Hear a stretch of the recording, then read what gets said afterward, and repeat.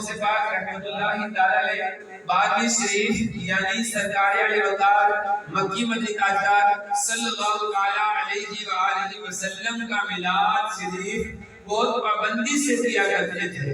ایک دن رسول ذیشان مکی مدنی تاجدار صلی اللہ علیہ وآلہ وسلم خواب میں تشریف لائے اور فرمایا عبد القادر تم نے ہمیں 12ویں سے یاد کیا، ہم تمہیں 11ویں دیتے ہیں، ہم تمہیں 11ویں دیتے ہیں۔ عبد القادر تم نے ہمیں 12ویں سے یاد کیا، ہم تمہیں 11ویں دیتے ہیں۔ سبحان اللہ، معلوم ہوا 11ویں شریف کا تحفہ سرکار علی وقار صلی اللہ علیہ وآلہ وسلم کا ہے۔ یہی سبب ہے کہ پوری دنیا میں 11ویں شریف کے چرچے ہیں۔ الحمدللہ صدیاں گزرنے کے بعد بھی اب تک غلامان غوث اعظم ربیع الاخر میں خصوصاً اس مہینے کے علاوہ ہر اسلامی مہینے کی 11ویں تاریخ کو ذوق و شوق کے ساتھ 11ویں شریف کا اہتمام کرتے ہیں، 11ویں شریف کا اہتمام کرتے ہیں۔ صلو علی الحبیب صلی اللہ تعالی علی محمد صلی اللہ تعالی علیہ وآلہ وسلم۔ دوسری بات یہ ذہن میں رکھیے، تمام اولیاء کرام رحمۃ اللہ تعالی علیہ کسی نہ کسی نبی کی صفت مبارک پر ہوتے ہیں، کسی نہ کسی نبی کی صفت پر ہوتے ہیں۔ مثلا حضرت ابراہیم علیہ السلام بہت رحم دل علم والے تھے۔ بعض اولیاء کرام پر حمدلی اور علم کا غلبہ ہوتا ہے۔ حضرت موسیٰ علیہ السلام جلال والے نبی تھے، بعض اولیاء کرام پر جلال کا غلبہ ہوتا ہے۔ حضرت عیسیٰ علیہ السلام دنیا سے بے رغبتی رکھنے والے تھے، بعض اولیاء کرام پر زہد اور فقرا کا غلبہ ہوتا ہے۔ مگر حضرت غوث پاک شیخ عبد القادر جیلانی رحمۃ اللہ تعالی علیہ کی شان یہ ہے کہ آپ صفت مصطفیٰ صلی اللہ علیہ وآلہ وسلم پر ہیں۔ جیسے پیارے محبوب کریم علیہ السلام نبیوں میں تمام صفات کے جامع ہیں، یوں ہی غوث پاک رحمۃ اللہ تعالی علیہ ولیوں میں سب اچھی صفات میں کامل ہیں، ولیوں میں سب اچھی صفات میں کامل ہیں۔ خود فرماتے ہیں وَكُلُّ وَلِيٍّ لَهُ قَدَمٌ وَإِنِّي عَلَى قَدَمِ النَّبِيِّ بَدْرِ الْكَمَالِ، بدر الکمال یعنی ہر ولی کسی نہ کسی نبی علیہ السلام کے قدم پر ہوتا ہے، اور بے شک میں نبی پاک صلی اللہ تعالی علیہ وآلہ وسلم کے قدم اقدس پر ہوں، جو آسمان کمال کے کامل جان ہے۔ یہ بڑی پیاری بات ہے۔ یہ پیارے آقا مکی مدنی مصطفیٰ صلی اللہ تعالی علیہ وآلہ وسلم کا فیضان شریف پوری آب و تاب کے ساتھ ذات غوث پاک میں چمکتا دیکھیے۔ پیارے آقا صلی اللہ تعالی علیہ وآلہ وسلم کی نبوت ہر ایک کے لیے عام ہے، آپ کی نبوت ہر ایک کے لیے عام ہے۔ آپ ساری مخلوقات کے نبی ہیں۔ یوں ہی غوث پاک رحمۃ اللہ تعالی علیہ کی ولادت ولایت پورے جہاں کے ولیوں اور عاشقوں کے لیے عام ہے۔ خود فرمایا قدمی ہاذی علی رقبتی کل ولی اللہ، یعنی میرا یہ قدم ہر ولی اللہ کی گردن پر ہے، میرا یہ قدم ہر ولی اللہ کی گردن پر ہے۔ قدم گردنے اولیاء پر ہے تیرا، قدم گردنے اولیاء پر ہے تیرا، ہے تو رب کا ایسا ولی غوث اعظم۔ اسی طرح سرکار علی وقار مکی مدنی تاجدار دو جہاں کے آقا صلی اللہ علیہ وآلہ وسلم کو اللہ پاک نے سراپائے معجزہ بنایا ہے، سراپائے معجزہ بنایا ہے۔ یوں ہی سرکار غوث پاک رحمت اللہ تعالی علیہ کو سراپائے کرامت بنایا ہے۔ پیارے آقا صلی اللہ تعالی علیہ وآلہ وسلم کی آمد سے پہلے سب نبی آپ صلی اللہ تعالی علیہ وآلہ وسلم کی آمد کے چرچے کیا کرتے تھے۔ جو بھی حضور غوث پاک رحمت اللہ تعالی علیہ سے پہلے کے اولیاء کرام آپ رحمت اللہ تعالی علیہ آپ کی ولایت کی خبریں سنایا کرتے تھے، آپ کی ولادت کی خبر سنایا کرتے تھے۔ جو ولی قبل تھے، جو ولی قبل تھے بعد ہوئے یا ہوں گے، جو ولی قبل تھے بعد ہوئے یا ہوں گے، سب ادب رکھتے ہیں دل میں میرے آقا تیرا، سب ادب رکھتے ہیں دل میں میرے آقا تیرا۔ پیارے آقا صلی اللہ علیہ وآلہ وسلم کی ولادت پاک سے پہلے آپ کے والد محترم دنیا سے تشریف لے گئے تھے۔ غوث پاک رحمت اللہ تعالی کی والد صاحب بھی جلد ہی پتہ فرما گئے تھے۔ پیارے آقا صلی اللہ تعالی علیہ وآلہ وسلم اخلاقی اچھائیوں کو کمال تک پہنچانے کے لیے تشریف لائے تھے۔ حضور غوث پاک بھی ساری زندگی اخلاقیات ہی کا درس دیتے رہے۔ پیارے آقا صلی اللہ تعالی علیہ وآلہ وسلم معلم بن کر تشریف لائے، معلم بن کر تشریف لائے۔ سرکار غوث پاک رحمت اللہ تعالی بھی ساری زندگی دین کا درس دیتے رہے، قرآن شریف کا درس دیتے تھے، قرآن و سنت پڑھتے پڑھاتے ساری زندگی گزاری۔ پیارے آقا صلی اللہ تعالی علیہ وآلہ وسلم نے جب پردہ فرمایا تو صحابہ کرام کی تعداد 1,00,000 سے زیادہ تھی۔ جب سرکار صلی اللہ تعالی علیہ وآلہ وسلم نے پردہ فرمایا تو آپ کے صحابہ کرام کی تعداد 1,00,000 سے زیادہ تھی۔ تو یوں ہی غوث پاک رحمت اللہ تعالی کا وصال ہوا۔ جب غوث پاک رحمت اللہ تعالی کا وصال ہوا اس وقت آپ کے مدرسہ سے 1,00,000 سے زیادہ طلباء فراغت پا چکے تھے، 1,00,000 سے زیادہ طلباء فراغت پا چکے تھے۔ جیسے پیارے آقا صلی اللہ تعالی علیہ وآلہ وسلم نبیوں میں بے مثال ہیں، یوں ہی غوث پاک رحمت اللہ تعالی ولیوں میں اونچی مثال نہیں رکھتے، ولیوں میں اپنی مثال نہیں رکھتے۔ حضور غوث پاک رحمت اللہ تعالی وہ شان والے ولی ہیں کہ آپ کی سیرت پاک میں فیضان مصطفیٰ پورے طور پر دکھائی دیتا ہے۔ آپ کی سیرت پاک میں فیضان مصطفیٰ پوری طرح دکھائی دیتا ہے۔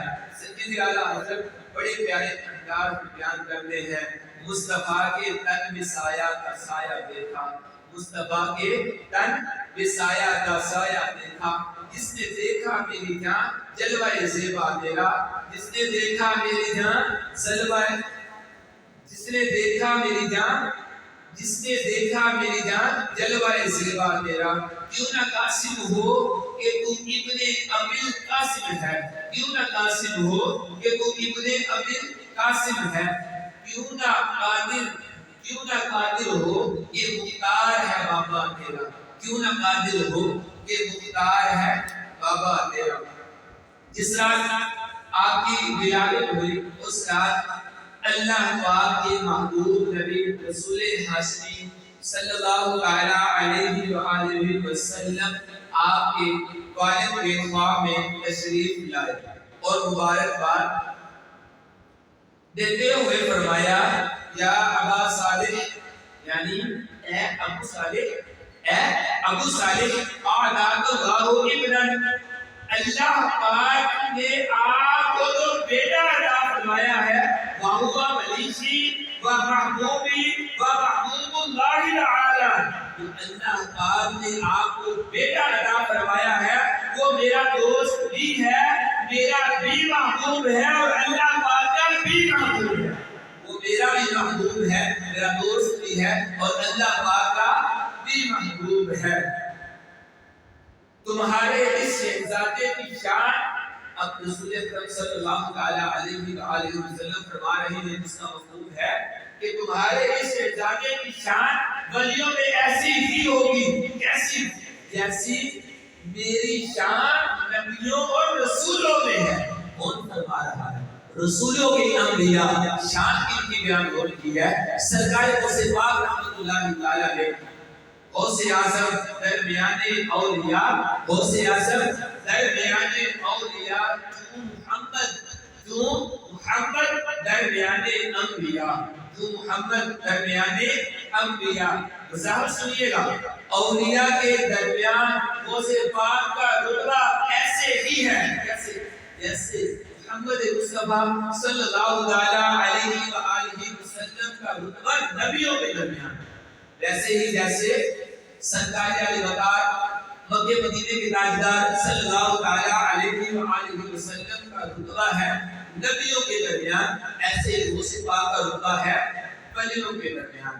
معلوم ہوا جیسے رسول اکرم نور جسم صلی اللہ علیہ وآلہ وسلم امام الانبیاء ہے، جو بھی غوث پاک رحمۃ اللہ تعالی علیہ امام الاولیاء ہے. جیسے محمود نشان صلی اللہ علیہ وآلہ وسلم نبیوں کے سردار ہیں، جو ہی غوث پاک رحمۃ اللہ تعالی علیہ ولیوں کے سردار ہیں، جو ہی غوث پاک رحمۃ اللہ تعالی علیہ ولیوں کے سردار ہیں.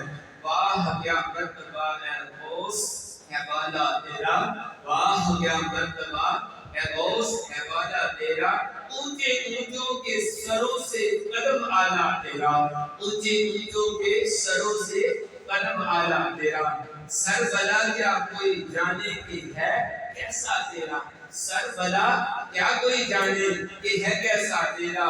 اولیاء ملتے ہیں آنکھیں، اولیاء ملتے ہیں آنکھیں، وہ ہے تلوا تیرا.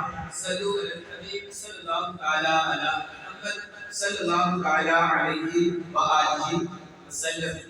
آیت کریمہ سنتے اور سمجھتے ہیں. اللہ پاک نے فرمایا وَاصْبِرْ نَفْسَكَ، وَاصْبِرْ نَفْسَكَ، اور اپنی جان کو مانوس رکھ. اللہ پاک نے فرمایا اپنی جان کو مانوس رکھ. مانوس ہونے کا مطلب ہوتا ہے دل لگ جانا.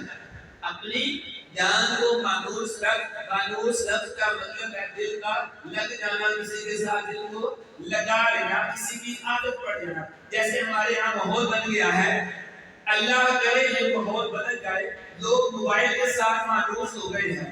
ایک بار پکڑ لے تو چھوڑنے کو دل ہی نہیں کرتا، گھنٹوں گزار دیتے ہیں، احساس ہی نہیں ہوتا.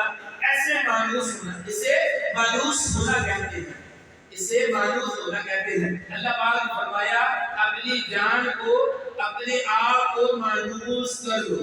اب سوال اٹھتا ہے کہ مانوس کرنے کا حکم تو دے دیا ہے، اب مانوس کرنا کس کے ساتھ ہے؟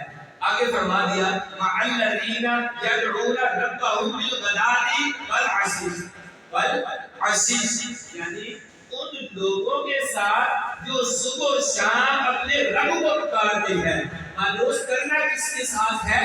ان لوگوں کے ساتھ اپنے آپ کو، اپنی جان کو، اپنے دل کو مانوس کرنا ہے جو صبح و شام اپنے رب کو پکارتے ہیں، اپنے رب کی عبادت کرتے ہیں. جہاں ایک قاعدہ یاد رکھیے گا، حکم کا تعلق جب صدق کے ساتھ ہو تو اس میں عمومیت ہوتی ہے. بات سمجھنے کی ہے، صدق کا تعلق جب، حکم کا تعلق جب صدق کے ساتھ ہو تو اس میں عمومیت، عام چیز پائی جاتی ہے، عمومیت ہوتی ہے. سادہ مثال سے عرض کروں، آپ سے کہا جائے احمد رضا کے ساتھ رہا کیجئے، اس کا مطلب ہوگا کہ ایک خاص شخص جس کا نام احمد رضا ہے اس کی صحبت میں رہنا ہے، اس کی صحبت میں رہنے کا کہا جا رہا ہے. اگر کہا جائے علم والے کی صحبت میں رہا کیجئے، سمجھ آئی بات؟ علم والے کی صحبت میں رہا کیجئے. اب خاص شخص مراد نہیں ہوگا بلکہ ہر وہ شخص مراد ہوگا جو صاحب علم ہے، جو علم رکھنے والا ہے. ہر وہ فرد مراد ہوگا جو مسجد کے امام صاحب ہو یا دارالفتا میں بیٹھنے والے مفتی صاحب ہو، ہمارے پڑوسی ہو یا دوست ہو، جو بھی علم والا ہے اس صحبت، اس کی صحبت میں رہنے کا حکم ہوگا. پتہ چلا نام لیا جائے تو نام والا بندہ مراد ہوتا ہے، نام لیا جائے تو نام والا بندہ مراد ہوتا ہے. نام کی بجائے بس ذکر کر دیا جائے، صرف ذکر کر دی جائے تو جس میں وہ بس وہ صرف پائی جائے گی وہ سب مراد ہوگی. جس کے اندر پائی جائے گی وہ سارے کے سارے افراد مراد ہوں گے۔ اللہ پاک نے فرمایا اپنی جان کو مانوس کرو، کس کے ساتھ کرنا ہے، کس کے ساتھ کرنا ہے؟ فرما دیا ان لوگوں کے ساتھ مانوس کرنا ہے جو صبح و شام اللہ پاک کی عبادت کرتے ہیں۔ یدعون ربهم بالغداۃ والعشی، جو صبح و شام اپنے رب کو پکارتے ہیں، کیسے عبادت کرتے ہیں؟ اب سوال تھا کیسے عبادت کرتے ہیں؟